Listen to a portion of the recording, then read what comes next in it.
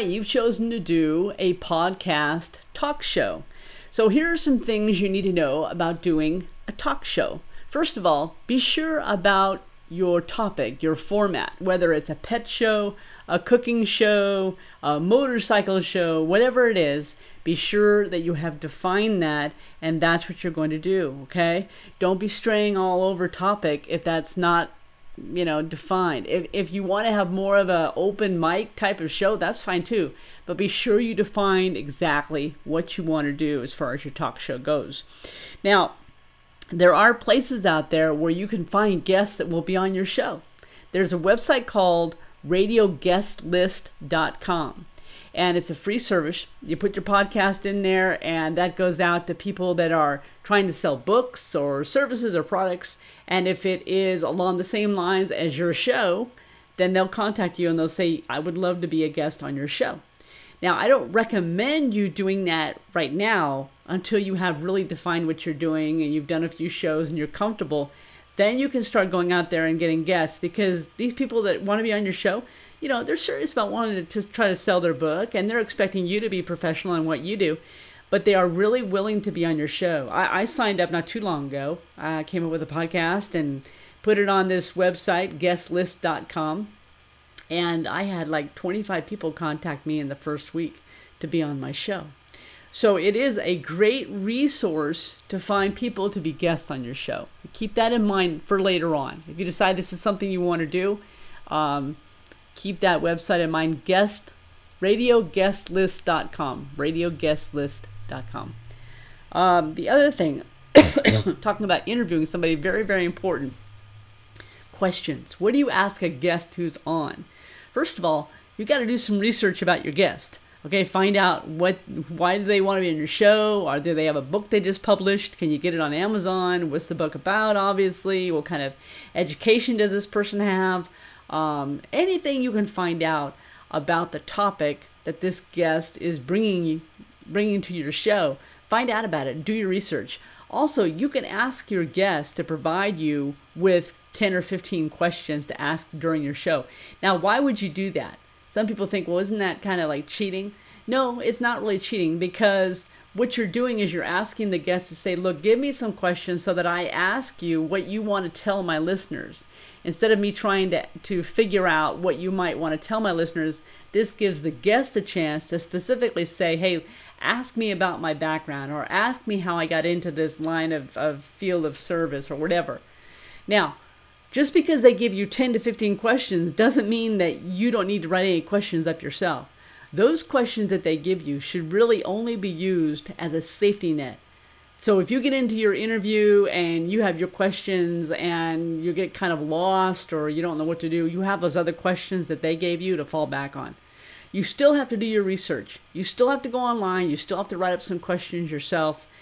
The other thing is, when you're interviewing a guest, and this is going to sound really simple until you have a guest or two on, and then you're going to see what I mean.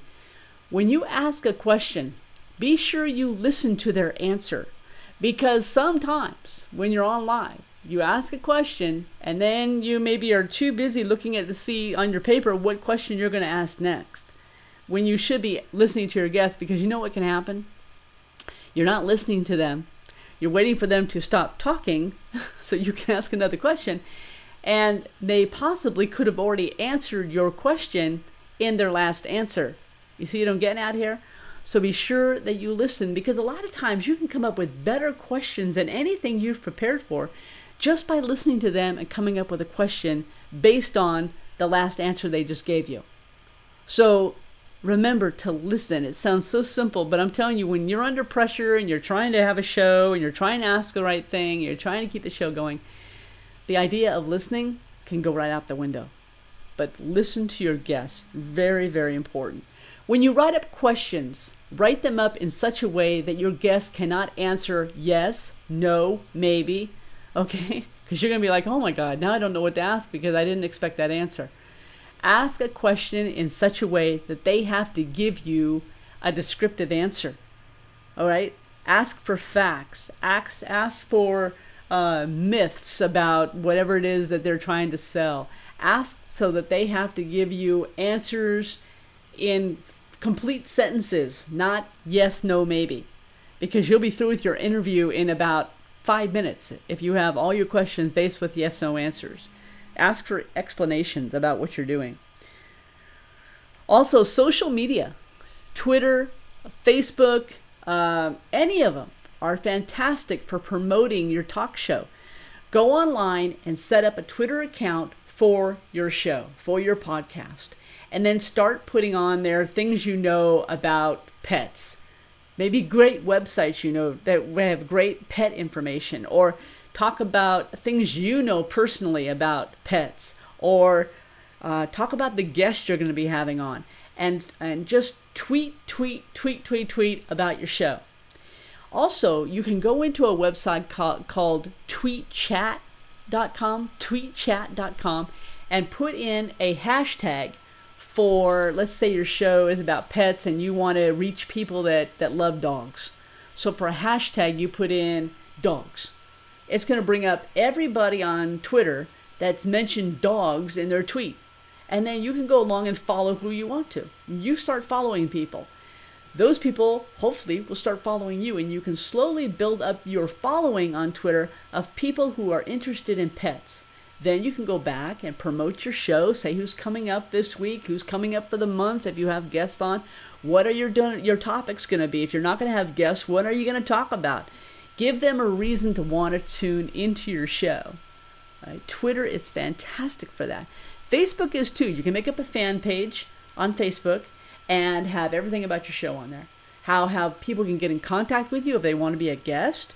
You can tell them when the show is going to be on, and again, tell them things that you're going to be covering in your podcast. Social media is fantastic for reaching a large amount of people, and it does work. That's how I've grown my audience on mine. It takes some time, and don't get discouraged if you've had a few weeks of shows and you only have a few listeners. It takes some time. People just don't see your description and go, oh my God, I got to see this, listen to this show. It doesn't work that way. You have got to be on consistently, and you've got to give them something worth listening to. That's what I mean by you've got to do show prep. This is where show prep comes in. You cannot just go on and decide to wing it. If a listener tunes in and you're just on there babbling, they're going to pick up on it and they're not going to listen anymore. Give them a viable reason to listen to your show. What valuable information are you going to give them on your show and why they should listen? Okay? It's pretty much that simple. Look for pre-recorded PSAs, public service announcements. They're free. They're great to use to take a break and to take a breather. You don't need to take a big long break like traditional radio stations do. Take a 30-second break. Play a PSA. Go in and Google pre-recorded free PSAs. And there are some websites out there that have a ton of PSAs. The only catch is that you've got to be sure they're not dated. There are a lot of PSAs out there that talk about President Bush or talk about President Reagan, and certainly you don't want to be playing those in your show because they're out of date, right? So be sure that your PSAs, if you decide to use them, are not dated, are fresh and new. When you research information for your show, say you're not going to have a guest on you and you're just going to talk about a topic, remember who your target audience is, because that's who you want to direct that information toward. So if I've got a show about dogs and I'm going to talk about, I figure my target audience with dogs is going to be females 35 to 55.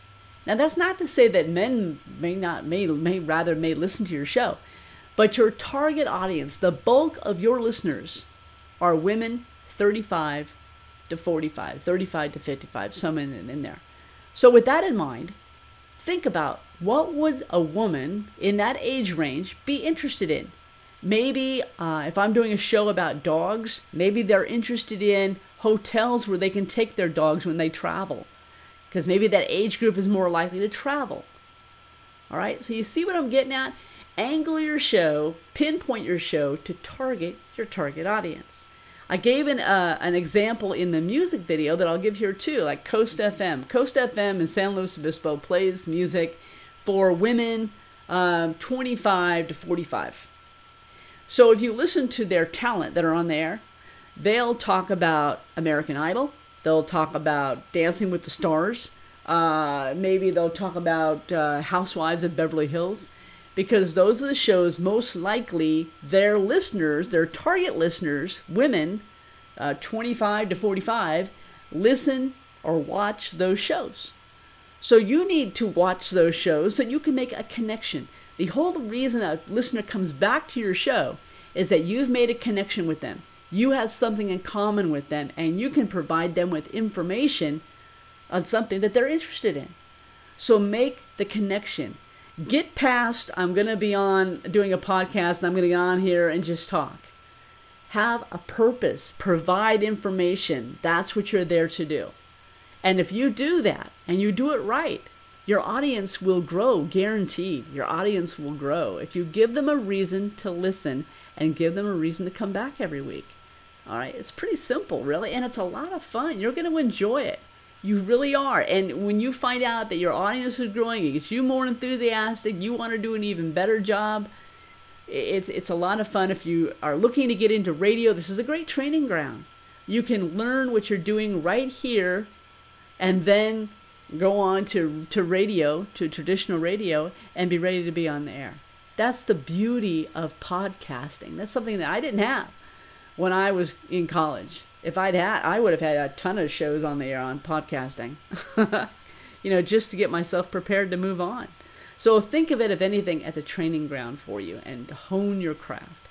So those are a few pointers for having a talk show. I probably will have more next week as we get further in. And next week we talk about you getting on there and doing your own show. So work on those things. Think about what you want to do.